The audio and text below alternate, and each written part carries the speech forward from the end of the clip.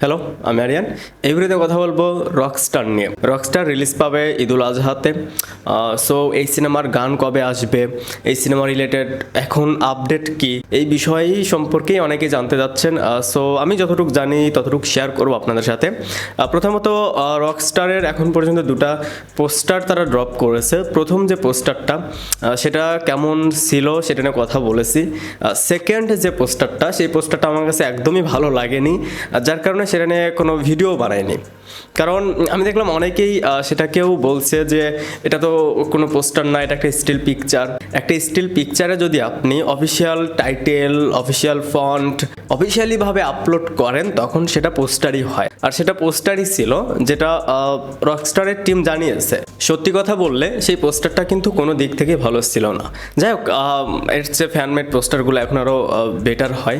যদি আপনি 2026-এ এসেও অয়েলি ফেস, অতিরিক্ত ব্রণের দাগ এটা নিয়ে চিন্তিত থাকেন, তাহলে আপনার মতন বোকা আছে কিনা আর আমি জানি না। দ্য অর্ডিনারি নিয়াসিনামাইড এই সিরামটি যদি আপনি ব্যবহার করেন, আপনার ত্বক আগের চেয়ে অনেক বেশি উজ্জ্বল এবং স্মুথ করে ফেলবে। এই সিরামটি যদি আপনি আরিয়ান এক্স থেকে নেন, তাহলে আপনি 100% অথেন্টিক প্রোডাক্টই পাবেন। It's granted.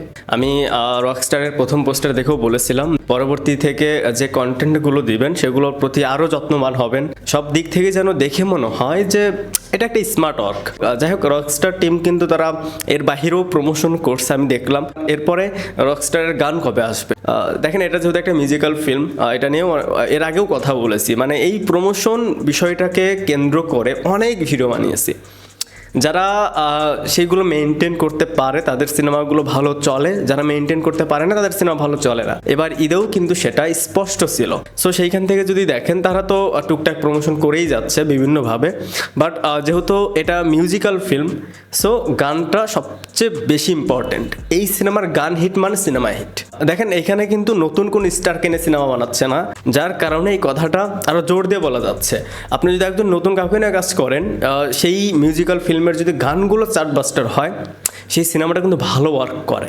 সো এই সিনেমায় যেহেতু মেগাস্টার শাকিব খান রয়েছে, ভালো কাস্টিং রয়েছে, সো সেইখান থেকে তারা যদি গানগুলো হিট করাতে পারে তাহলে কিন্তু আর কিছু লাগবে না। সময় যে খুব একটা রয়েছে সেটা কিন্তু নয়।